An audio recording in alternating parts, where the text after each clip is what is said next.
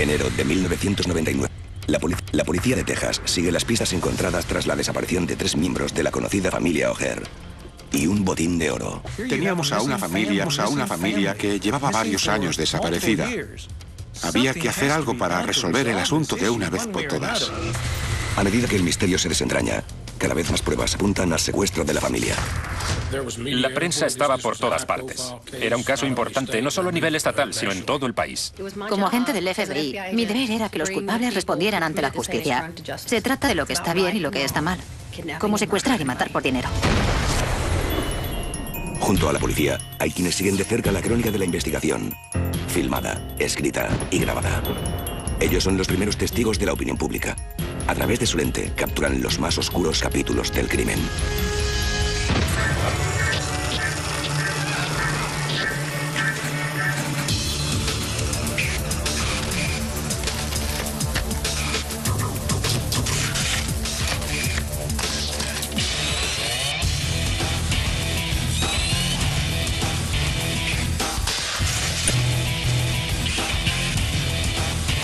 Informe criminal.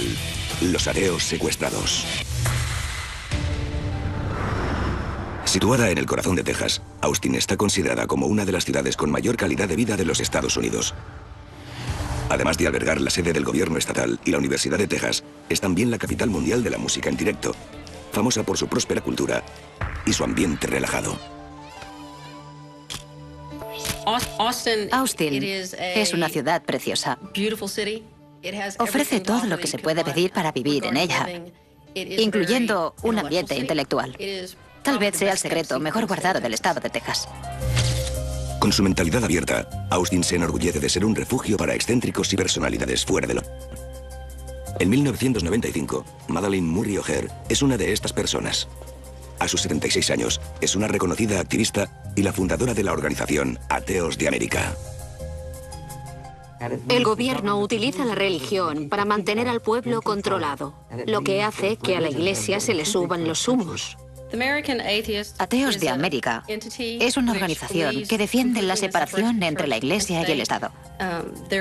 No creen en Dios, pero yo diría que sí tienen un sistema de creencias. Un sistema de creencias en el que no entra Dios. Madalyn se da a conocer como atea en los años 60, cuando gana una batalla legal para prohibir que se lea la Biblia en colegios públicos. Esta campaña le vale el sobrenombre de la mujer más odiada de América, según la revista Time. Siempre estaba provocando. Protestó contra el que debe realizar el jurado por las menciones a Dios. Lo hizo incluso en un Belén de la capital, metiendo cizaña sin parar. ¿Adorabas o la odiabas? No había punto medio con ella. Tenía muchos admiradores, sobre todo en Austin, pero también en el resto del país, aunque sus detractores no se quedaban atrás. Aunque obligada a usar bastón y silla de ruedas a causa de la edad, en 1995 Madalyn sigue defendiendo los derechos de los no creyentes. Trabaja codo con su hijo pequeño, John Garth Murray, presidente de Ateos de América, y su nieta Robin, editora de la revista de la organización. John Garth Murray era un hombre que se había volcado en su causa. Además, adoraba a su madre y a su sobrina Robin. Los tres eran inseparables. Comían juntos, vivían juntos, trabajaban juntos y viajaban juntos. John era un hombre muy grande, enorme. Hablaba ceceando. Iba siendo el niño de mamá. Madalyn lo estaba preparando para que fuera el heredero de la organización. Era como un sargento de instrucción. Le chillaba y él le respondía a gritos. Madalyn era la jefa y John su hijo. Si iba a trabajar para su madre, tenía que hacer las cosas como ella quisiera y cuando ella quisiera. Agosto de 1995. Junto con el habitual trabajo de oficina, el trío se prepara para llevar a cabo una protesta durante la visita del Papa a Nueva York a principios de octubre. Lo habían planeado bien. Habían hablado con una agencia de viajes y estaban deseando ir.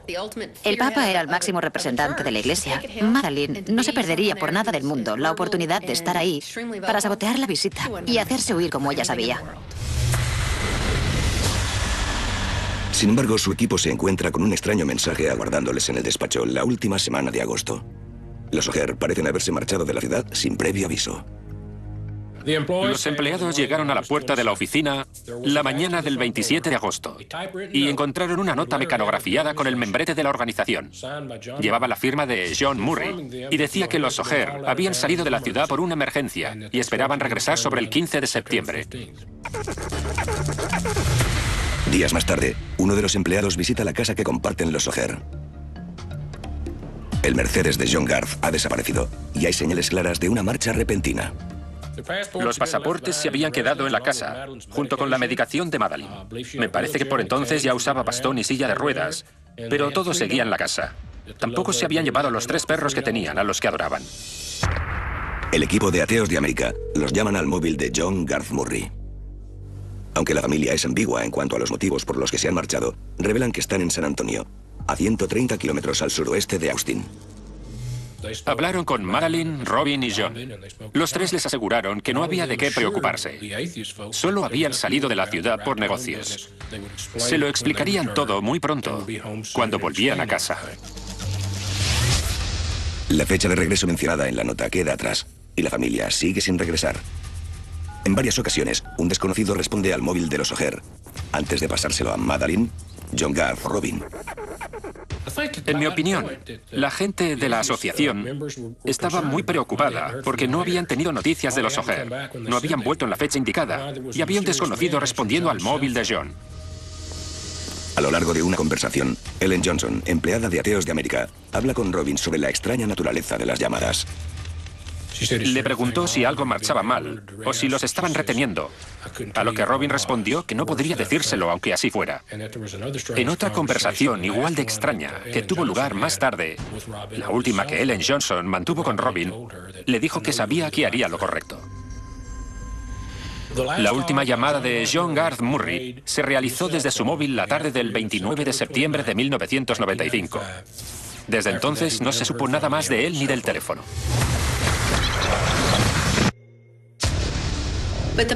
Los preparativos para la visita del Papa seguían adelante y los O'Hare habían planeado viajar a Nueva York. Habían comprado los billetes de avión y tenían previsto dejarse ver en los actos oficiales. Todo un logro para la organización. Cuando faltaron a la cita, la asociación comenzó a sospechar que algo iba muy mal. La noticia de la desaparición pronto llega a la prensa. No sabía lo que había pasado hasta que un buen día me lo encontré en las noticias. Decían que los 3 habían desaparecido en extrañas circunstancias, pero no se sospechaba que hubiera algo turbio en el asunto. Todo el mundo me preguntaba qué opinaba, pero no tenía la menor idea. Los rumores se extienden como la pólvora. Hay quien cree que Madalyn, anciana y frágil, ha decidido vivir sus últimos días en una suerte de exilio autoimpuesto. Otros piensan que el grupo ha huido al extranjero debido a ciertas complicaciones con la hacienda pública. Los rumores decían que los O'Hare se habían marchado del país para librarse de unos problemas de evasión de impuestos. En los meses siguientes, miembros de Ateos de América siguen realizando llamadas a los conocidos en el país y en el extranjero, tratando de encontrar alguna pista sobre su paradero, pero sin obtener resultados. La policía les informa de que no pueden hacer gran cosa sin tener pruebas de que se ha cometido un delito, ya que solo un familiar cercano podría denunciar su desaparición. Desaparecer por propia voluntad no va contra la ley y nadie tenía pruebas de que se hubiera cometido un delito. Verano de 1996. Casi ha pasado un año desde la última vez que alguien habló con Madalyn, John y Robin. En esas fechas, el periódico San Antonio Express News encarga al periodista John McCormack que escriba un artículo conmemorativo de la extraña desaparición. Al redactar la historia, empezó a interesarse por lo que había pasado y más adelante se asoció con un detective privado llamado Tim Young, especialista en localizar personas desaparecidas. John McCormack y Tim Young trabajaron juntos y realizaron una buena investigación. Los hombres encuentran una curiosa pieza del rompecabezas. Mientras consulta algunos registros, McCormack descubre que el Mercedes de John Garth Murray se vendió a precio de saldo en San Antonio el mes de la desaparición. Buscando detalles adicionales, consigue localizar al comprador. El hombre le cuenta que era un anuncio en el periódico local y se reunió con el supuesto John Garth Murray en un aparcamiento para ver el coche. A continuación, John se dirigieron al banco para completar la transacción. Cuando McCormack le enseña una fotografía de John Garth Murray, el hombre descubre que no es la misma persona que le vendió el Mercedes. Mientras revisa los datos de la declaración de impuestos, McCormack también cree que Ateos de América ha informado de que $600.000 han desaparecido de una de sus cuentas. El dinero estaba en una cuenta fiduciaria en Nueva Zelanda, a nombre de la organización. Pero como directores de la asociación, los O'Hare tenían la autoridad necesaria para retirar los fondos. Cuando se descubrió que faltaba dinero, surgieron muchos rumores diciendo que lo habían robado o que habían ido a Nueva Zelanda para recogerlo allí. La noticia del dinero desaparecido llega a la prensa, confirmar las sospechas de que los O'Hare han dejado su trabajo y se han marchado del país. Sin embargo, también hay quien piensa que esos $1.000 son motivo suficiente para cometer un delito. Creían que nos habían engañado a todos para huir con el dinero, o bien que había violencia implícita, robo o extorsión. Un cargamento de oro pronto se convertirá en una misteriosa pista ligada al caso. Mientras tanto, en San Antonio, un hombre dice haber visto a John Garth Murray el mismo día que la familia se esfumó. Enero de 1997, miembros de una polémica organización atea han desaparecido en Texas sin dejar rastro. Cuando se descubre que faltan $600.000 en una de sus cuentas, se extiende el rumor de que Madalyn Murray O'Hare, su hijo John Garth y su nieta Robin han robado el dinero y se han dado a la fuga. El agente especial Ed Martin se une a la investigación. En 1995 trabajaba como agente especial en el Departamento de Investigación Criminal de la Hacienda Pública. Todo el mundo decía que se habían marchado del país, que habían desaparecido. Si demostraba que ese dinero había sido robado, era posible que se hubiera cometido un delito y alguien estuviera blanqueando dinero. Así que comencé con la investigación. Ed me reúne con Ellen Johnson, presidenta en funciones de Ateos de América, para investigar informes y facturas. La mejor pista que tenía era el propio dinero. Tenía que haber salido de un banco y haberse trasladado a otro sitio. Nadie puede marcharse de una sucursal con $600.000 en efectivo. Algo había pasado. Mientras Ed Martin sigue el rastro del dinero desaparecido, el periodista John McCormack y el detective privado Tim Young siguen en busca de los 3 desaparecidos. Aún lo considerábamos un posible caso de blanqueo de dinero.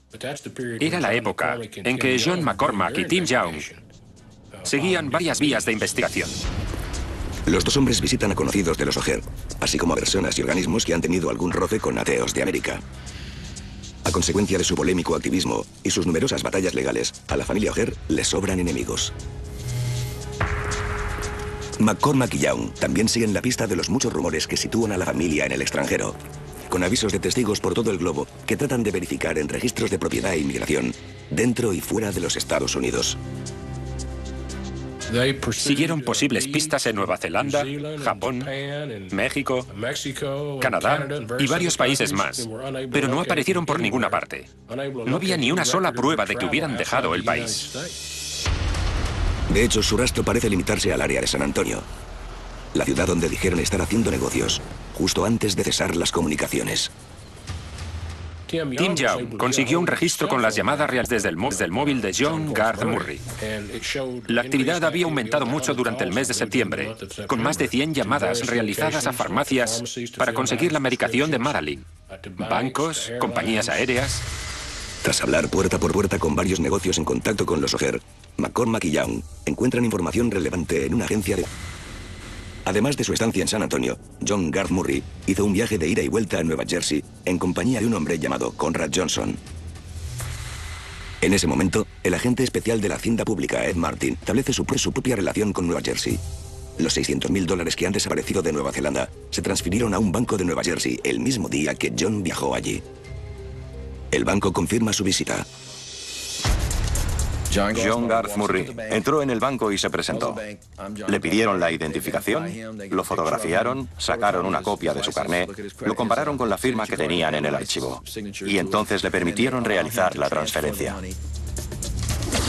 El dinero ha salido de Nueva Jersey para llegar a una tienda de numismática en San Antonio, uno de los muchos establecimientos de este tipo que McCormack y Young han visto en el telefónico de John durante el último mes. Por fin pude probar que el dinero se había movido de un estado a otro a través de transferencias bancarias. No estaba permitido moverlo, porque constituiría un delito. De modo que había pruebas que podían confirmar el blanqueo de dinero. Ahora solo faltaba encontrar a los sospechosos. McCormack y Young visitan la tienda de la en cuestión, mientras Ed Martin hace lo mismo por su parte. El dueño, Cory Tignor, les habla de su encuentro con John horas antes de que el contacto con la familia O'Hare cesara. Me llamó un presentó como John Murray y me preguntó si podía venderle el equivalente a $600.000 en oro. Yo le dije que sí, que podía hacerlo, pero que tendría que pagar por adelantado y enviar el dinero a mi cuenta bancaria. Volvió a llamar varias veces a lo largo de 1 o 2 semanas. Un día me llamaron de banco para decirme que tenía $600.000 en la cuenta. Con el dinero en el lugar acordado, Cory Tignor prepara la entrega de un cargamento de monedas de oro. Las restricciones y regulaciones del Servicio de Correos Nacional dicen que solo se pueden entregar $100.000 en un día. De modo que para el viernes ya habían entregado $500.000. El señor Murray me llamó el jueves siguiente para decirme que quería recogerlo. Los hombres acuerdan reunirse en un banco local viernes 29 de septiembre. Cuando el vicepresidente del banco se reunió con John Murray, Cory Tignor estaba acompañado de San Antonio fuera de servicio, que hacía las veces de guardia. El señor Murray era un hombre alto y con barba. Llevaba una camisa blanca de manga corta y corbata. Tenía la ropa arrugada, como si hubiera dormido vestido. Era extraño, así que le preguntaron si pasaba algo, pero él dijo que no. Recogió $500.000, algo así como 350 kilos de oro. Nos llevó horas contarlo todo. Entonces, lo acompañamos al coche, colocamos la mercancía en el maletero y se marchó. Esa fue la última vez que lo vi. Al igual que el equipo de ateos de América, Cory Tignor tampoco vuelve a saber nada de John Garth Murray desde el último viernes de septiembre de 1995. El lunes siguiente llegaron los $100.000 en oro que faltaban. Intenté hablar con el señor Murray durante 2 semanas, pero no respondió al teléfono. Los nuevos descubrimientos parecen reafirmar las sospechas de que Madeleine, John y Robin han huido del país con el dinero de la asociación después de monedas de oro y más de oro imposibles de localizar. Sin embargo, también hay quien piensa que los O'Hare han adquirido el oro en amenazas directas de un tercero. Sea como sea, el caso es cada vez más misterioso y despierta el interés del público. En las próximas semanas saldrá a la luz un nuevo informador que confirmará los peores temores de muchos con su fascinante historia. 1998. La polémica activista Madeleine Murray O'Hare y otros 2 miembros de su familia llevan 3 años desaparecidos en Texas. Muchos creen que el grupo ha vaciado las arcas de la asociación ateos que la propia Madeleine fundó, cambiando el dinero por monedas de oro. Sin embargo, también hay quien intuye algo más siniestro en la desaparición. Mucha gente quería saber mi opinión. ¿Habían huido con el dinero o les había ocurrido algo? La verdad, yo no creía que Madeleine O'Hare se hubiera llevado el dinero. Nunca la consideré una ladrona. En junio de 1998, cadena de gran audiencia habla sobre la desaparición y entrevista a John McCormack, el periodista que investiga el caso. El programa proporciona su número al público y al cabo de unos días, John obtiene una pista sorprendente. Poco después de que se emitiera la entrevista, un hombre lo llamó desde Florida diciendo que su hermano estaba en Austin, Texas, y desapareció prácticamente al mismo tiempo que la familia O'Hare. La historia de Bob Fry es cuando menos fascinante. Su hermano se marcha de Florida en agosto de 1995, tras decirle a su familia que ha encontrado un trabajo temporal en Texas. Su vuelta está prevista para finales de septiembre, las mismas fechas en que Bob recibe una misteriosa carta de su hermano. El sobre contiene instrucciones de no abrirlo hasta el 3 de octubre, pero no puede resistirse y la lee. La carta decía: si recibes esta carta, es posible que ya no esté vivo. Dile a mi familia que siento lo que he hecho, pero me he mezclado con gente que es peor que la mafia. En la carta, Danny le explica a su hermano que forma parte del grupo que ha secuestrado a la familia O'Hare y los tiene retenidos en un hotel de San Antonio. El cabecilla del grupo es David Waters, un antiguo trabajador de Ateos de América. Tras implicar a un tercer hombre, un exconvicto llamado Gary Carr, Bob le dice a su hermano que si no ha vuelto a Florida antes del 3 de octubre, puede asumir que ha pasado lo peor y llevar la carta al FBI.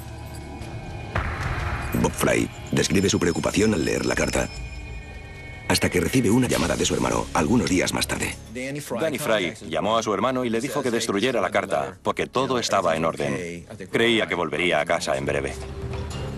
Bob Fry obedece y quema la carta sin reconocer que la ha abierto. Sin embargo, su hermano no vuelve a casa a principios de octubre. Su última comunicación se remonta a la misma semana en que los O'Hare desaparecieron del mapa. Bob Fry descubre el número de David Waters, el supuesto capitán, y lo llama para preguntarle por el paradero de su hermano. Waters alega no estar seguro, pero cree que Danny huyó con alguien en dirección a Dallas. Para comprobar si lo que dice Waters es cierto, Bob finge que aún tiene el sobre cerrado. Le dijo a David Waters que había recibido una carta que solo debía abrir si su hermano no regresaba. Tras un momento de silencio, David Waters insiste en que no abra el sobre. Le dice que está seguro de que Danny se encuentra bien y le promete hacer lo posible para descubrir su paradero. Según la declaración de Bob Fry, David Waters en persona se presentó en su casa de Florida unos días más tarde con otro hombre. Entraron en la vivienda y fueron de un lado a otro, abriendo puertas y comprobando si había alguien, como si la casa fuera suya. Cuando se pusieron a discutir sobre la carta, Bob consiguió convencerlos de que la había destruido sin leerla. Esa era la clave, sin leerla. Sentía que estaba en peligro y no sabía si saldría con vida de esa. Para el periodista John McCormack y el detective privado Tim Young, la historia de Bob Fry confirma la suposición de que algo ha pasado y les da un posible sospechoso para el caso. De hecho, ya han encontrado el nombre de David Waters entre las personas enfrentadas con la polémica familia O'Hare a lo largo de los años. La organización de los O'Hare contrató a David Roland Waters en 1993 como cajero de ateos anónimos y desde ahí fue ascendido a encargado. Usaba la cabeza. Era un hombre inteligente. Nos dijeron que tenía un CI como para entrar en Mensa. Un año más tarde, los robos se extienden por el despacho de ateos de América y David Waters se convierte en el principal sospechoso. David Waters fue acusado del robo y malversación de $54.000 de la organización de ateos. Después de ser traicionada por un empleado en el que confiaba, Madalyn Murray O'Hare investiga el pasado de David Waters y descubre un extenso historial criminal que desconocía.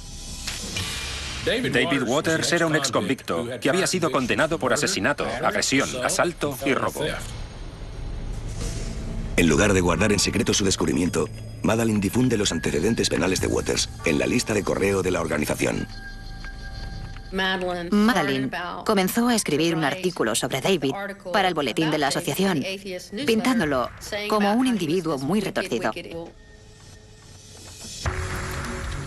Unos días después de recibir la llamada desde Florida, John McCormack publica un artículo en el que destaca la posible vinculación de Danny Fry y David Waters en el caso O'Hare.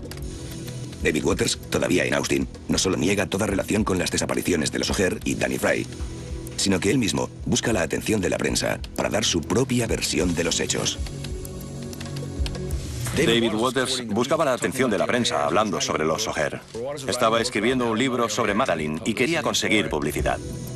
Waters se reúne con al menos un periodista para mostrarle documentos obtenidos en la serie de ateos de América que demostrarían que los O'Hare llevaban tiempo planeando el robo y su posterior huida. Sin embargo, Waters es ahora un sospechoso clave para la policía. La agente del FBI, Donna Cowling, es asignada al caso y se reúne con el agente especial Ed Martin para revisar el trabajo de McCormack y Young. Ed llevaba años en el caso, pero se había centrado en la desaparición del dinero. La investigación no cambió de rumbo hasta que Tim Young acudió a las autoridades federales con toda la información sobre el secuestro y el posible asesinato de los O'Hare. Fue entonces cuando comenzaron los esfuerzos conjuntos entre ambas partes.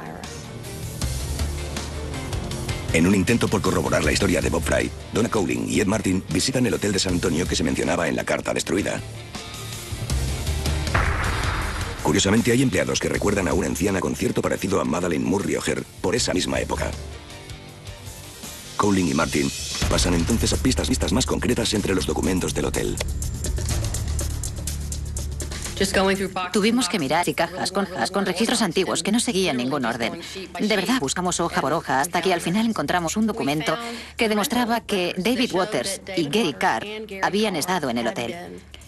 Eso significaba que la información que nos había dado Tim Young era probablemente correcta y solo había que encajar las piezas.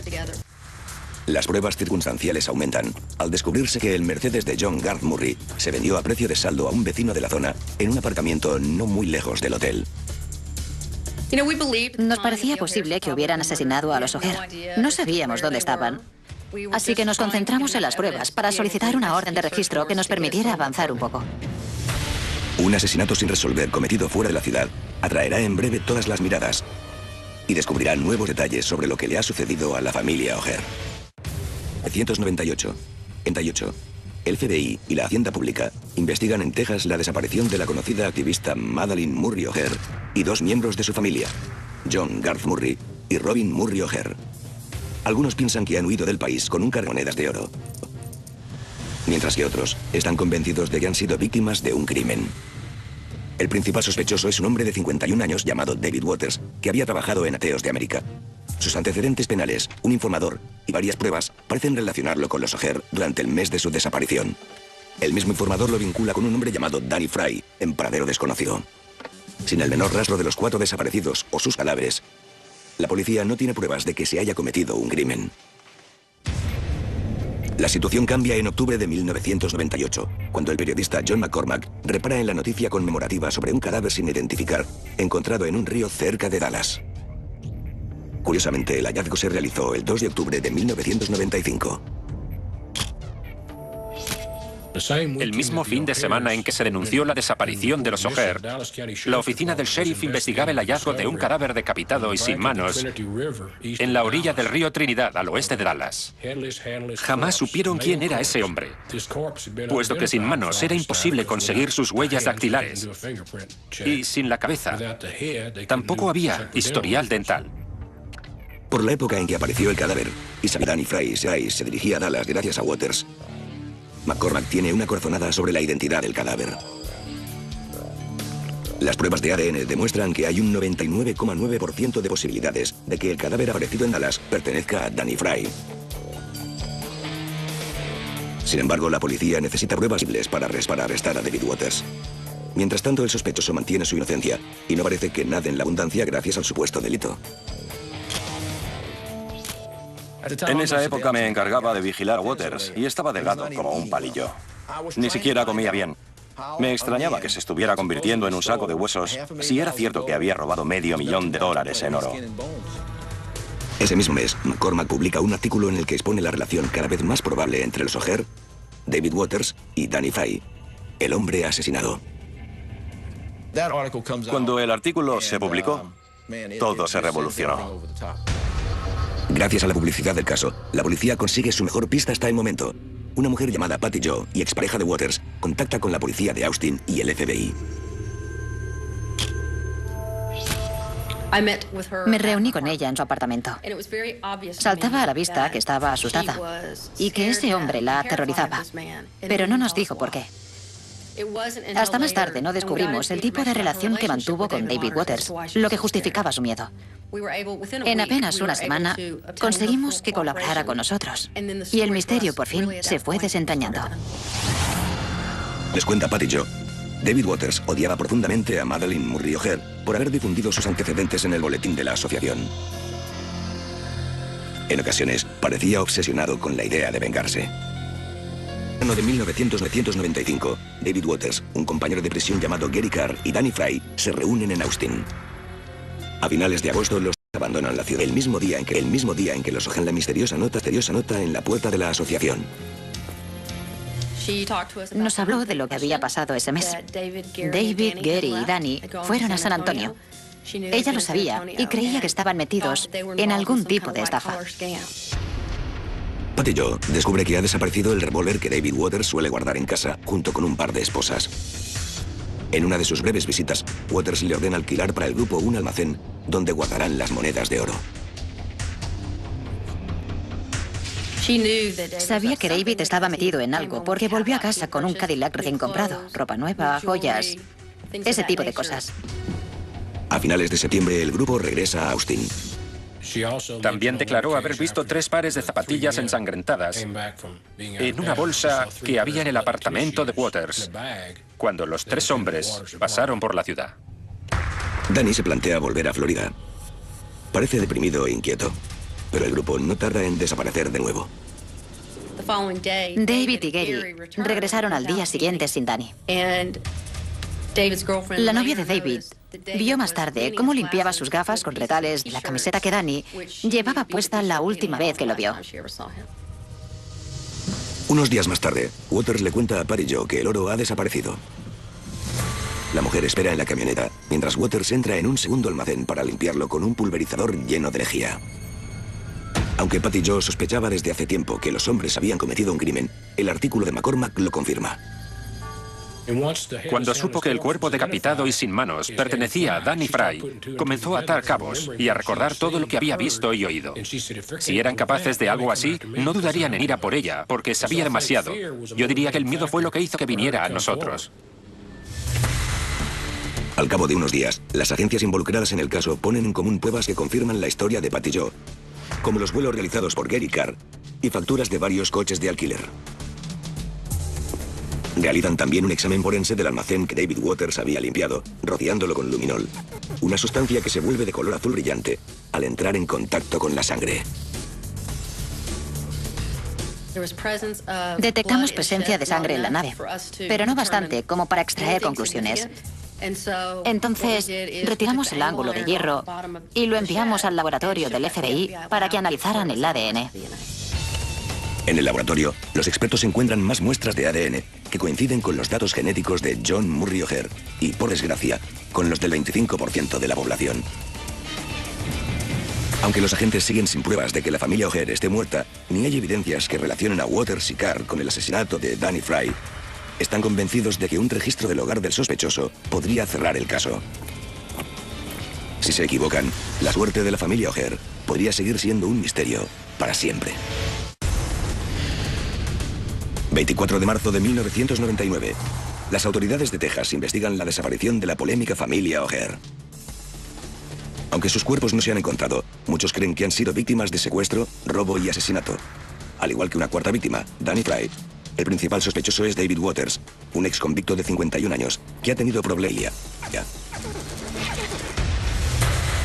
En un intento por conseguir nuevas pruebas, el FBI, la Hacienda Pública y la policía local entran en casa de Waters. A pesar de que defiende su inocencia, pronto aparecen varios elementos incriminatorios. Encontramos munición en la casa. Al ser un exnovio convicto, pudimos arrestarlo por el simple hecho de estar en posesión de esas balas. También encontramos algunas cosas sobre las que nos había hablado su exnovia, como el pulverizador y retales de la camiseta que llevaba Danny Fry la última vez que Patty Jo lo vio con vida. Ese mismo día, un equipo encabezado por el agente Ed Martin entra en casa del segundo sospechoso, Gary Carr. Estábamos sentados con él y le dijimos que íbamos a contarle algunas cosas y luego le daríamos la oportunidad de ayudarnos. Entonces le preguntamos si nos dejaría inspeccionar su casa para asegurarnos de que no había armas y estábamos a salvo, a lo que accedió sin problema. Los agentes encontraron 2 armas. Al tratarse de un ex convicto como Waters, Carr no puede tener armas de fuego. Ed Martin le presiona, alegando que tienen pruebas que lo relacionan con el secuestro de los O'Hair y su posible asesinato, así como el de Danny Fry.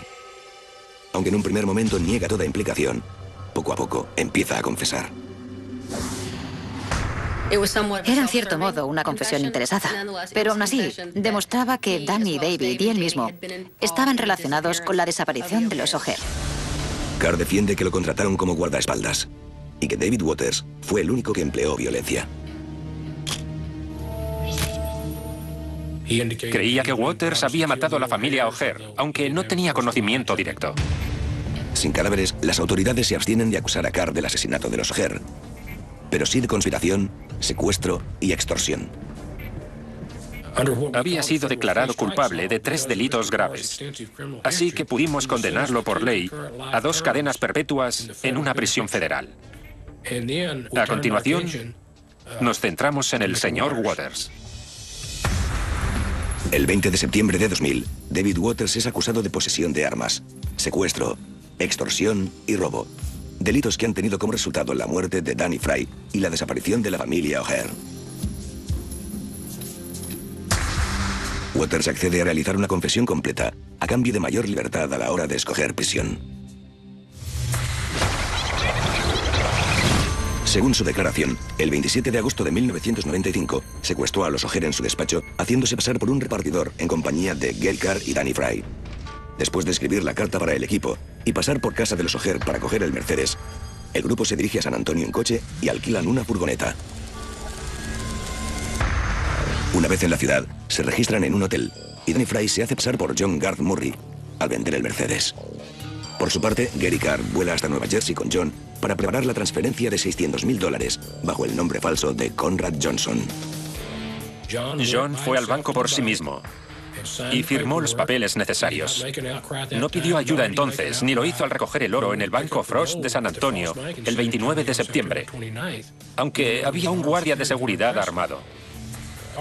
Aunque habían planeado deshacerse de los O'Hare en cuanto consiguieran el oro, Waters y John se cayeron bien. Le dijo que los libraría en cuanto consiguieran el dinero. Y supongo que John les transmitió esa idea a su madre y a Robin. De algún modo convencieron a los O'Hare de que solo querían su dinero y no les interesaba matarlos, aunque no era eso lo que tenían en mente. Los criminales asesinan a los O'Hare en cuanto consiguen los $500.000 en monedas de oro. Llevaron a John a una habitación y los tres se abalanzaron sobre él. Le pusieron un cinturón alrededor del cuello y apretaron mientras le colocaban una bolsa de plástico para asfixiarlo y estrangularlo a la vez. Cuando acabaron con él, volvieron a la habitación contigua para estrangular a Madalyn y a Robin. Cortan en pedazos los cuerpos y los guardan temporalmente en grandes bidones de metal en uno de los almacenes. Temiendo que Danny Fry se derrumbe y acuda a la policía, Carr y Waters le disparan cerca de Dallas y lo desmembran. David estaba loco y quería vengarse. No le importaba lo que les pasara a los O'Hare. Para él, el secuestro no tenía nada que ver con el $500,000, sino con el artículo que Madalyn había escrito en el boletín de la asociación. Eso lo avergonzó, lo puso furioso y decidió que se las pagaría. El dinero fue una consecuencia, mientras que vengarse de Madalyn era el verdadero motivo. En un curioso inciso, Waters explica que los $500.000 en monedas de oro desaparecieron poco después. Gracias a la colaboración ciudadana en otro caso, las autoridades descubren que un segundo grupo de ladrones dio con el oro mientras desvalijaban almacenes en la zona de Austin. Es una de las ironías del caso. Robaron el oro a los culpables, después de todo por lo que habían pasado para conseguirlo. Encontraron el oro por pura casualidad y se lo gastaron. Como parte del trato, David Waters accede a colaborar con la policía para encontrar los cadáveres, enterrados en un apartado rancho de Texas. El antropólogo forense David Glassman dirige la excavación, que comienza dividiendo el terreno en sectores. Solemos usar palas al comenzar la excavación. Cuando estábamos a unos 20 o 25 centímetros de profundidad, encontramos el primer hueso. A medida que se van encontrando restos, recurrimos a herramientas más pequeñas y pasamos la arena por un tamiz. No tuvimos que cavar mucho para encontrar otros restos óseos que sin duda eran humanos. Los cadáveres de Madalyn Murray O'Hare, John Garth Murray y Robin Murray O'Hare quedan poco a poco al descubierto en una tumba a escasa profundidad. Dentro de una bolsa, la policía también encuentra la cabeza y las manos de Danny Fry. El momento en que descubrimos que estaban allí fue muy duro. Había pasado mucho tiempo en busca de esas personas y saber que sus restos estaban bajo tierra fue muy triste para mí.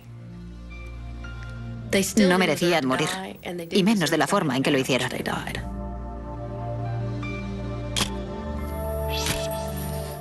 Perdí gran parte de mi propia historia. Recuerdo las apariciones de Madalyn O'Hare en los programas de entrevistas y en los medios de comunicación en general, siempre atrevida y desafiante. Esa mujer tenía algo. Es una pena. A finales de marzo de 2001, David Waters es condenado por el papel que desempeñó en el secuestro y los asesinatos. El juez del distrito lo condena a 88 años de prisión por estos y otros cargos que se le han imputado. En 2003, tan solo un par de años después, fallece a causa de un cáncer de pulmón que pone fin a una vida marcada por el crimen. Para él era fácil ser un depredador porque formaba parte de su personalidad. Algo tan sencillo como vestirte cada mañana. Era un hombre retorcido, al que no le importaba hacer daño a los demás. Fue un caso difícil, todo un reto en el que tuvimos algunos momentos estelares. McCormick y Tim Young merecen gran parte del mérito por seguir las pistas. Es un afortunado ejemplo del esfuerzo de varias agencias trabajando a diferentes niveles y coordinando sus avances. Atrapamos a los malos y una vez más se hizo justicia.